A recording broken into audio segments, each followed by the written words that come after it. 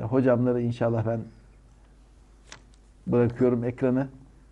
Bangladeş'te, Arakan'da oradaki durumlardan bahsedecekler. Oradaki durumlardan konuşulacak. Müslümanların içinde bulunmuş olduğu halden konuşulacak. Ve onun peşinde de bizler de ne yapabiliriz? Bunları görüşeceğiz inşallah. Evet. Buyurun hocam. Euzubillahimineşşeytanirracim. Bismillahirrahmanirrahim. Elhamdülillahi Rabbil alemin. Vessalatu vesselamu ala Resulina Muhammedin ve ala alihi ve sahbihi ecmain. Mustafa hocamın da bahsettiği üzere inşallah bugün Muhammed hocam bize Arakan'ın halinden, Arakan'daki Müslümanların durumlarından bahsedecek. Ben öncelikle kendisine bir Arakanlı olması hasebiyle Arakan'ın tarihinden soracağım. Arakan'daki Müslümanların hangi devrelerde, hangi memleketlerde, hangi coğrafyalarda yaşadığından bize bahsedecek inşallah. Ben soruma başlayayım. Hocam, keyfe kâne tarihu Arakan, keyfe kâne bidayetuhum ve nihayetuhum min fadlik tefaddal. هو أراكان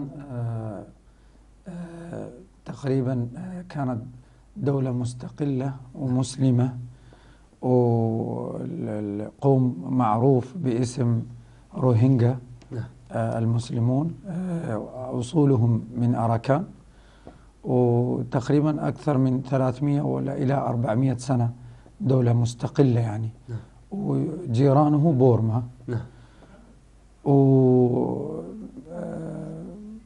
بعد هذا يعني تقريبا في سنة 1770 إلى قريب 80 جاء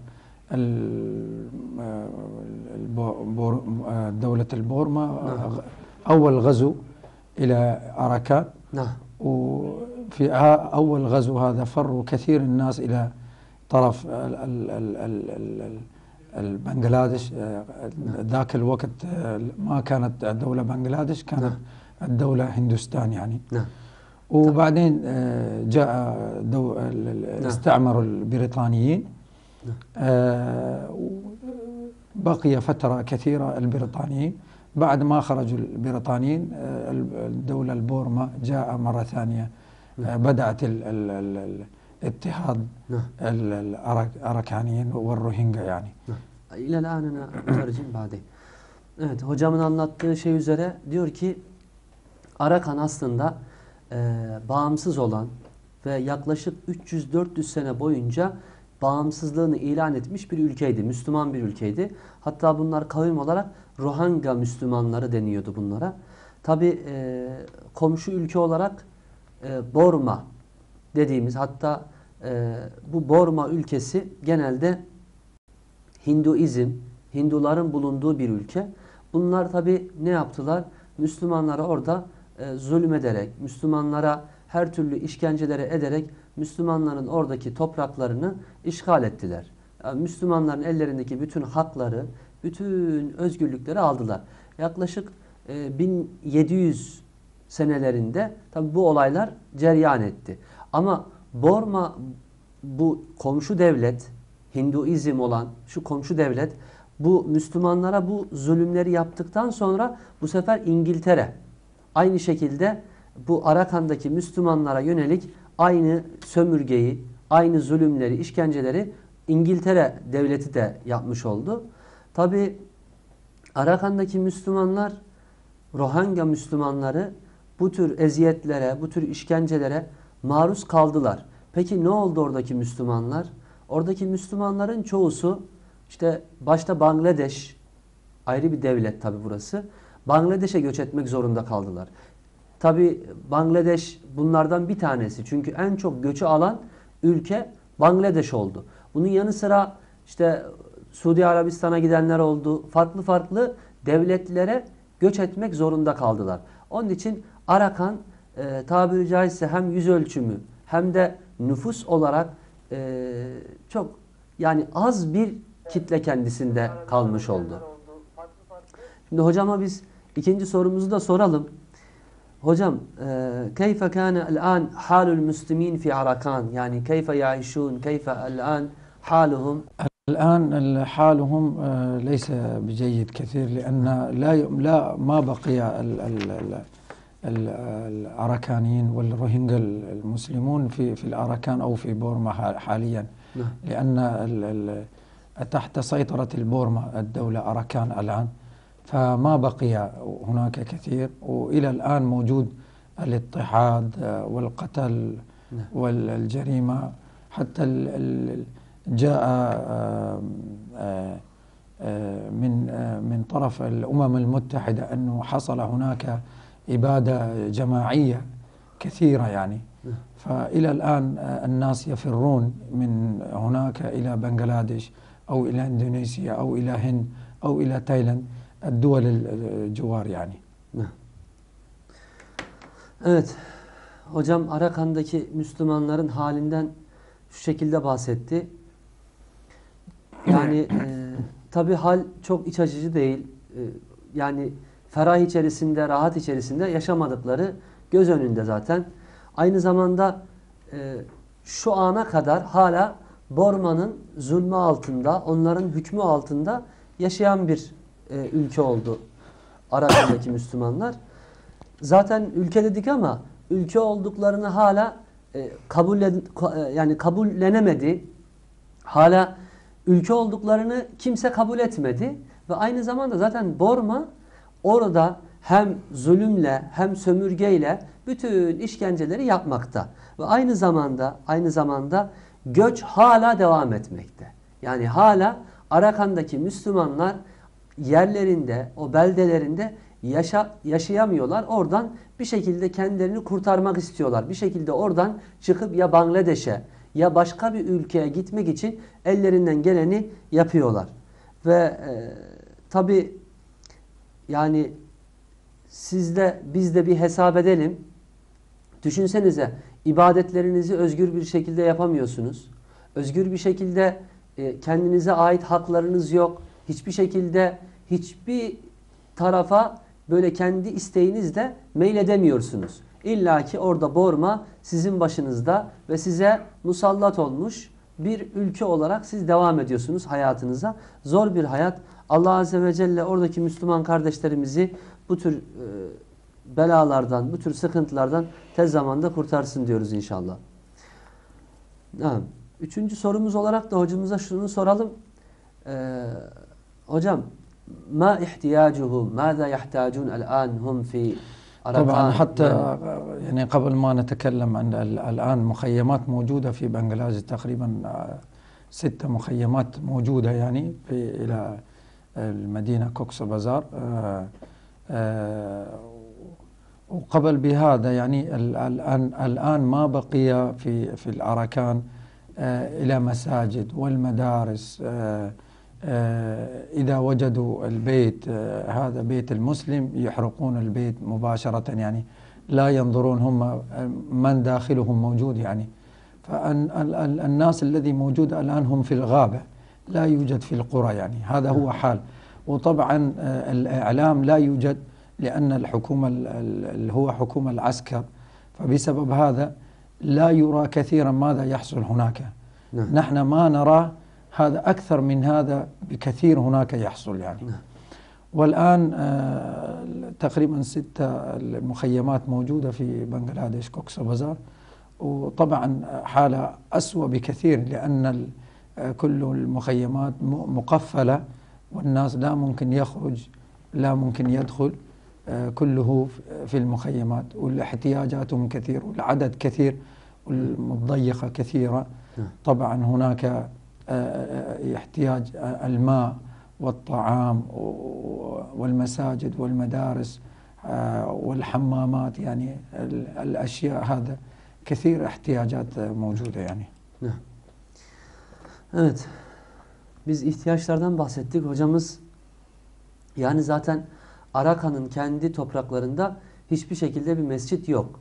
Ve aynı zamanda Müslümanların yani şu ev Müslüman evi dendiği zaman o ev yakılıyor, yıkılıyor. Tabiri caizse Müslüman hiçbir hakka sahibi yok Arakan'da. Tabi haliyle bunlar Bangladeş'e göç ediyorlar. Bangladeş'te 6 tane kamp merkezi var. Koksa Bazar denilen bir yerde, Bangladeş'in bir nahiyesinde, bir bölgesinde 6 tane çadır kent dediğimiz yer var ve burada işte tabi suya ihtiyaç var, yemeğe ihtiyaç var, mescide ihtiyaç var, kalacakları yere ihtiyaç var. Yani çok perişan bir haldeler. Ne bekliyorlar? Müslümanlardan ne bekliyorlar? Müslümanlardan yardım ellerini uzatmalarını bekliyorlar. Zor bir durumdalar, zor bir haldeler. Biz Müslümanlar olarak da ne kadar onlara yardım edebilirsek bizim yanımıza o kar kalmış olacak. Şimdi hocam ben son bir soru daha sorayım. Kem kâne adedu الأراكان في قبل مثلا 100 سنة والآن كم عدده؟ ما الفرق بينهما؟ يعني أكيد يعني تقريبا إلى 15 إلى 20 مليون كانت عدد نسمة تقريبا، لا نعرف بالضبط يعني. الآن ما بقي إلا مليون يعني حتى في أراكان يعني كلهم خرجوا يعني دفعات يعني.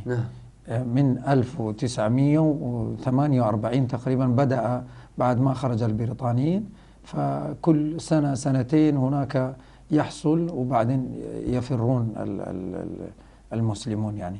فبالدفعات يعني. الآن الدفعة الموجودة هنا تقريبا في بنغلاديش موجود إلى تقريبا إلى 10 مليون، إلى هذا على حسب الأمم المتحدة هنا في المخيمات. أكيد هناك موجود كثير ناس خارج المخيمات، وجاءوا كثير ناس قديما وهم لا مو موجودون في المخيمات، خارج المخيمات. هذا ليس محسوب yani. Evet. Biz nüfusundan sorduk. Arakan'ın nüfusu kaçtır dedik. Hocamız da şöyle dedi. Yaklaşık yani 15-20 milyon takriben nüfusu olan bir bölgeydi Arakan. Ancak bu işte zulümler, işkenceler ve Borma devletinin dayatması sebebiyle 1 milyon ya kaldı ya kalmadı. O kadar az bir nüfusa sahipler. İşte bunların çoğusu Bangladeş'teki o kamplarda, tabi kayıtlarda olan, işte kayıtlara geçen yaklaşık 10 milyon insan var Bangladeş'te Arakanlı olarak. Ama bunun yanı sıra eskiden göç edenler var. Kampların dışında yaşayanlar var. Artık oranın hesabını tabi Allah bilir ne kadar insan oralarda perişan bir haldeler. Peki hocam ben şimdi Hiranur Derneği olarak sorayım hocamıza, Mustafa hocamıza. Peki hocam, Mustafa hocam, Hiranur Derneği olarak Bangladeş'te ne gibi faaliyetler sürdürüyorsunuz? Ne çalışmalarınız var o tarafa yönelik? Evet işte adam. Hiranur Derneği olarak tabi takriben şu an 30 ülkede faaliyetlerimizi götürmekteyiz. Bundan 2 ay önce de asıl bir niyetlendik. Bir ekipte yine Bangladeş'e yollamaya. Tabii bu hastalığın, pandeminin artması, giriş çıkışların müsaade edilmemesi. Dolayısıyla daha ziyade oradaki yine bir çalışmalarda bulunan partner derneklerimizle beraber şu an götürüyoruz. Neticede hakikaten durum çok vahim. Orada çok iyi hizmetler götürmek lazım. Allah Celle Celaluhu Müslümanların hani Peygamberimiz sallallahu aleyhi ve sellem ey Habibim istersen bastığın toprağın altına altın yapayım buyuruyor ya Mevla Celle Celaluhu. Aslında bu hitap peygambere değil. Tüm Müslümanların işte bastığı yerlere aslen bir altın niteliğinde. Evet, Suudi Arabistan'ın altı, petrol. Birçok Müslüman ülkelerin olduğu yerler gerek stratejik olarak gerek bulunmuş olduğu konum olarak çok büyük kıymetlere, kıymetli gerek madenlere veyahut da kıymetli stratejik konumlara sahip. İşte Müslümanların bu Allah'ın işte kendisine iman edenlere bu kadar büyük nimetler içerisinde bir fırsat ama tabii ne kadar imkanınız varsa Allah size ihsan etmişse tabii kötü niyetli insanlar da bunu kullanmak istiyorlar. Oradaki Allah'ın Müslümanlara ikram etmiş olduğu şeyleri kendi lehlerine çevirmek için Müslümanları oradan kovmanın, Müslümanları uzaklaştırmanın hesap kitaplarını yapıyorlar. Evet, Arakan hocalarımız burada zaten bahsettiler. Stratejik olarak, konumu olarak da çok mühim bir yer. Ama böyle bir mühim yerin Müslümanların elinde olsun istenmiyor. İstenmediği için de tabii oradaki yönetimlerle beraber değişik güçler gerek onları kullanıyor, gerek onlara destek vererek vesaire oradaki Müslümanları oradan yok etmenin, uzaklaştırmanın hesap kitaplarını yapıyorlar. Onun mücadelesini yapıyorlar. binlerce Müslümanları zaten görmüşsünüzdür, normal zaman zaman haberlerde çıkıyor. Yani adeta öldürülüyor, çektiği işkenceler, sıkıntılar vesaire. Ve oradan o zulümden hicret eden kardeşlerimize çoğusu da işte şu an büyük bir bölümü Bangladeş'te 6-7 tane böyle büyük kamplar var. En az 15-20 bin nüfuslu böyle kalabalık. Bununla alakalı tabi belgeselleri de izledik. Orada da gördük. Biz hocam da zaten bize atıyor zaman zaman.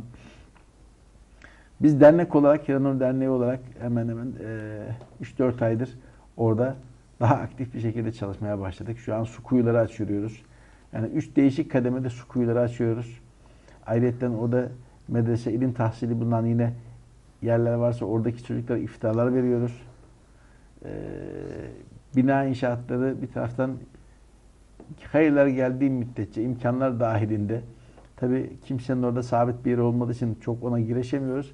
Ama lakin şu an Hiranur Derneği olarak hocam inşallah gerek kuyu açılışlarıyla, kuyu yardımlarıyla, gerek mescit şadırvanları yapılarak, gerek de iftarlar vererek inşallah oradaki kardeşlerimize sizlerin hayırlarınızı ulaştırmayı hedefledik, gaye edindik. Hocamız da zaten oralı olduğu için oradan bize bilgiler geliyor. Biz de o tarafa elimizden geldiğince sizden bu tür haberleri, bu tür programları zaten yapmamızdaki asıl gayemiz, hedefimiz bir taraftan da ne? Oradaki sıkıntıyı ortaya koyarak oradaki insanlara nasıl yardım elimizi uzatırız? Bunların derdi içerisindeyiz. Bunların gayreti içerisindeyiz. Muhterem izleyicilerimiz, hakikaten oradaki Müslüman kardeşlerimiz çok büyük zulüm altında. Yani inansız insanlar, merhametsiz insanlar. İşte ayet-i kerimede buyuruyor. O müşrikler, imansızlar hayvandır. Belki de hayvandan da daha aşağıdır. İnsanlıktan mahrum bir şekilde her türlü zulmü insanlığa reva görüyorlar. Kendi inançlarında olmadığı için, kendi dinlerinde olmadığı için veyahut da kendi menfaatleri çakıştığı için bu zulmü orada Müslümanlara reva görüyorlar. Mevla Celle Celal bizler de inşallah buradaki sizlerin yapacağınız hayır hasenatlarla, yani bugünkü yaptığımız hizmetin bir kat daha üstüne, daha fazlasına yapmayı hedefliyoruz. Oradaki kardeşlerimizin sofralarını bir şey kurmayı, bir taraftan orada mescitler inşa etmeyi, insanların kalacağı yerleri inşa etmeyi biraz daha böyle gündüz konuşuyorduk hocamla beraber. Ortalama 200 kişiye bir tane tuvalet düşüyor. Evet. Sah ya Seyyid. Doğru. 200 kişiye ortalama, yani kadın erkeği 200 kişiye bir tane tuvalet düşüyor. Yani böyle bir zor durumda. Doğru düzgün tuvaletleri yok, şeyleri yok. Böyle bir yer yapmışlar böyle. Evler böyle, çadırlar böyle, ağaçtan Çadırlar. şeyler. Sıkışık yani. Aralarda boş yer bile yok yani. Herkesin kalacağı çok zor bir durumda. Biz burada Allah bizlere ihsan etmiş. Ne kadar şükretsek az, ama en büyük şükür de işte bugün Allah'ın bize ihsan etmiş olduğu nimetlere karşı yapacağımız en büyük şükür de muhterem izleyicilerimiz, yapacağımız oraya yardımlarımız, desteklerimiz, hayır hasenatlarımız. Çünkü her şeyin şükrü kendi cinsindendir. İşte Allah bize fazla ikram ettiyse, paramız, pul olarak nimetlerini verdi. Biz de bunların şükrünü Allah yolunda infak ederek Allah'ın oradaki mazlum ve masum insanlarına, kullarına yardımcı olma, dünya hayatı içerisindekini yaşama fırsatına bizlere destek olma. Bunlar aslında oradaki kardeşlerimiz bu zulüm altındalar. Ama bunların her birisi de bizim burada yapacağımız, bizim onlara hayırlarımıza destek olmamızda inşallah onların feraha kavuşmaları da bizim için bir vesile. Mevla Celle Celaluhu işte bizim yapacağımız hayırlarla, onların da bize yapacağı dualarla inşallah sıkıntılarımızı giderecek. Mevla bizlere genişlik verecek. Maddi manevi yönde sıkıntılarımıza adeta bir kapı açmış olacak. Evet hocam. Allah razı olsun hocam. Tabii böyle bahsedince aklıma bir hadis-i şerif geldi. Şimdi İmam Müslim'in rivayet ettiği Enes bin Malik radıyallahu anh Efendimiz naklediyor. Efendimiz aleyhissalatü vesselam şöyle buyuruyor. Diyor ki, dünyadayken bütün eziyetleri görmüş, sıkıntıları görmüş, her türlü cefaya, eziyete maruz kalmış olan bir Müslüman getirilecek diyor. Allah Azze ve Celle bir sefer, sadece bir kere onu cennetine koyacak ve çıkartacak. Ve buyuracak ki, kulum dünyada hiç sıkıntı, eziyet, dert, keder gördün mü? Kul diyecek ki hayır ya Rabbi hiçbir şey görmedim. O cennetin o güzelliğinden sebep dünyada gördüğü bütün eziyetleri, zulümleri, sıkıntıları unutacak Müslüman. Tam tersi Efendimiz yine sözüne devam ediyor ve buyuruyor ki bu sefer diyor dünyada bütün zevkleri tatmış, bütün istediği şekilde gezmiş, yemiş, içmiş ve bununla beraber ama Allah'a hiç itaat etmemiş, Allah'a iman etmemiş, Allah Azze ve Celle'ye şükretmemiş. Bu sefer bu kul cehennemi hak ettiği için Allah Azze ve Celle onu bir sefer cehenneme sokup çıkartılınca soracak Allah Azze ve Celle. Hiç dünyada hayır gördün mü? Bir zevk tattın mı? Yok diyecek. Hiçbir şey görmedim dünyada. Hiçbir iyilik görmedim. Onun için değerli Müslümanlar gerçekten dünya hayatı geçici bir hayat. Evet belki zulümler görülüyor. Biz böyle içimiz parçalanıyor, acıyoruz. Ama şu var, cennette, yarın ahirette kazanan Müslüman olacak. Çünkü Müslüman Allah'a imanıyla, Allah'a şükrüyle, Allah'a ibadetiyle dünyaya geliş amacını, dünyaya gayesini yerine getirdiği için Allah Azze ve Celle ona yarın ahirette ikramda bulunacak. Ama tabi bu taraftan da biz Müslümanlar olarak elimize düşen görev, bize düşen görev neyse onu da yapmak tabi zorundayız. Çünkü Efendimiz Aleyhisselatü Vesselam Müslümanın Müslümana olan durumunu anlatırken kelbunyani bir duvar gibidir buyuruyor. Yeşuddu ba'du ba'dan. Bazısını kapatan, dolduran bir duvar gibidir. Aradan bir tuğla alsanız ne olur? Tabi orada bir eksiklik meydana gelir. Onun için Müslümanın Müslümana olan durumu aynı bir duvar gibidir diyor Peygamber Aleyhisselam. Yine tabi WhatsApp hattından soru ve önerilerinizi alabiliriz. İnşallah onları da cevaplarız. Yine ben hocama son olarak bir şey soracak mısınız, söyleyecek misiniz diye döneyim. Hocam, تريد تقول شيء زيادة؟ نعم البيوت الذي موجود حتى في المخيمات يعني بيوت بالخشب يعني أسوأ كثير يعني حال يعني إذا جاء الأمطار يعني البيوت يهدم يعني فيعني كثير صعوبات موجودة بهذا السبب كنت أريد أقول لك فنحن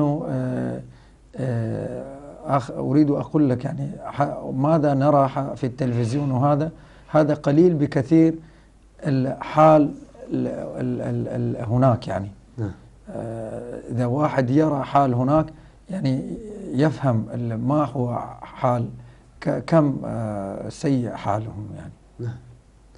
Evet hocam diyor ki yani televizyonda gördüğümüz bunların çok az bir kısmı, bir de asıl bunun içine girmek, onu tam yaşamak o daha farklı tabi. Aynı zamanda diyor bu Bangladeş'teki bu kamplarda, çadır kentlerde evler odundan, yani kamışlardan, odunlardan bir yağmur yağdığı vakitte evler yıkılıp gidiyor. O çadır kentler hepsi bozulup harap oluyor. Tabi zor bir durum. Allah hepsinin yardımcısı olsun. Rabbim onları bu tür sıkıntıdan korusun, muhafaza eylesin.